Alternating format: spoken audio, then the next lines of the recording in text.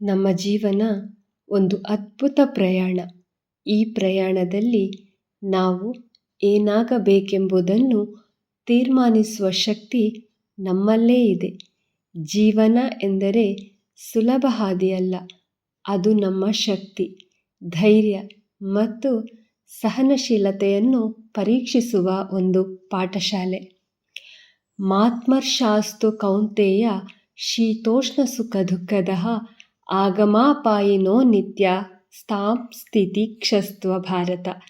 ಅರ್ಥ: ಸುಖ ದುಃಖಗಳು ಬಂದು ಹೋಗುವಂತಹವು, ಅವು ತಾತ್ಕಾಲಿಕ. ಸಹನೆಯಿಂದ ಎಲ್ಲವನ್ನು ಎದುರಿಸು. ನಮ್ಮಲ್ಲಿ ಪ್ರತಿಯೊಬ್ಬರಿಗೂ ಕನಸುಗಳಿವೆ, ಆದರೆ ಆ ಕನಸುಗಳನ್ನು ನಿಜವಾಗಿ ಸಾಧಿಸಲು ನಾವು ಪ್ರಯತ್ನಿಸುತ್ತೇವೆ ಎನ್ನುವುದು ಮುಖ್ಯ.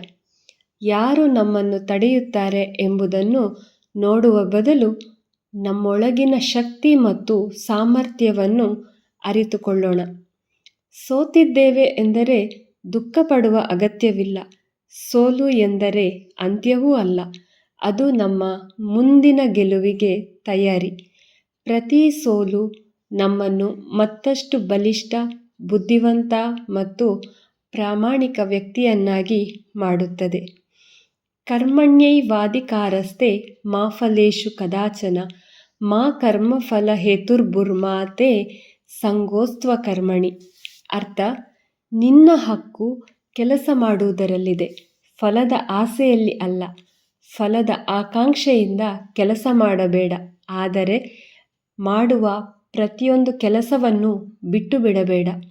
ಸಮಯವೇ ಜೀವನದ ಅಮೂಲ್ಯ ಸಂಪತ್ತು. ಪ್ರತಿ ಕ್ಷಣವನ್ನು ಸದುಪಯೋಗಪಡಿಸಿಕೊಳ್ಳಬೇಕು. ದಿನದ ಚಟುವಟಿಕೆಗಳಲ್ಲಿ ಪ್ರೇರಣೆ ತುಂಬಿ ನಮ್ಮ ಭವಿಷ್ಯವನ್ನು ರೂಪಿಸುವ ಪ್ರಯತ್ನ ಮಾಡೋಣ. ಸ್ವಲ್ಪ ಶ್ರಮ ನಾಳೆಯ ಯಶಸ್ಸಿನ ಬಾಗಿಲನ್ನು ತೆರೆಯಬಹುದು. ಭಯವಿದ್ದರೆ ಅದನ್ನು ಎದುರಿಸೋಣ. ಧೈರ್ಯ ಎಂದರೆ ಭಯ ಇಲ್ಲದಿರುವುದು ಅಲ್ಲ, ಅದು ಭಯವನ್ನು ಗುರುತಿಸಿ ಅದನ್ನೇ ಮೀರಿ ಮುಂದೆ ನಡೆಸುವ ಒಂದು ಶಕ್ತಿ. ನಮ್ಮ ಗುರಿಯ ಕಡೆಗೆ ಒಂದು ಸಣ್ಣ ಹೆಜ್ಜೆ ಇಟ್ಟರೂ ಅದು ಮಹತ್ವದ್ದೇ ಆಗಿರುತ್ತದೆ. ಸಂಬಂಧಗಳು ಜೀವನದ ಬೆಳಕಿನಂತೆ.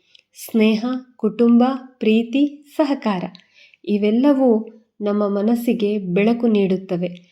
ಆದರೆ ನಮ್ಮ ನಂಬಿಕೆ ಮತ್ತು ಪರಿಶ್ರಮವನ್ನು ನಾವು ಯಾವತ್ತೂ ಮರೆಯಬಾರದು. ನಾವೇ ನಮ್ಮ ಜೀವನದ ನಾಯಕರು, ನಾವೇ ನಮ್ಮ ಭವಿಷ್ಯದ ಶಿಲ್ಪಿಗಳು. ಇಂದು ನಾವು ಕಟ್ಟುವ ಪ್ರಯತ್ನವೇ ನಾಳೆಯ ಯಶಸ್ಸಿಗೆ ನೆಲೆಗಟ್ಟಾಗುತ್ತದೆ. ಸಡಿಲಿಕೆ, ಉದಾಸೀನತೆ ಮತ್ತು ನಿರಾಶೆಯಿಂದ ದೂರವಿರಿ. ಮನಸ್ಸನ್ನು ಶಕ್ತಿಯಿಂದ ತುಂಬಿಸಿ ಪ್ರತಿದಿನ ಹೊಸ ಅವಕಾಶ ಎಂದು ನಂಬಿ ಬದುಕೋಣ. ನಮ್ಮ ಜೀವನ ನಮ್ಮ ಕೈಯಲ್ಲೇ ಇದೆ. ಸ್ವಲ್ಪ ಧೈರ್ಯ, ಸ್ವಲ್ಪ ಪ್ರಯತ್ನ, ಸ್ವಲ್ಪ ನಂಬಿಕೆ, ಇವುಗಳು ಸಾಕು ಜೀವನವನ್ನು ಬೆಳಕಿನ ದಾರಿಯತ್ತ ಕೊಂಡೊಯ್ಯಲು. ನಾವು ಧೈರ್ಯದಿಂದ, ಪರಿಶ್ರಮದಿಂದ ಮತ್ತು ನಂಬಿಕೆಯಿಂದ ನಡೆದರೆ ಯಶಸ್ಸು ಖಂಡಿತ ನಮ್ಮ ಪಕ್ಕದಲ್ಲಿಯೇ ಇರುತ್ತದೆ. ನಮ್ಮ ಕನಸುಗಳ ಹಾದಿ ಬೆಳಕಿನಿಂದ ತುಂಬಿರಲಿ.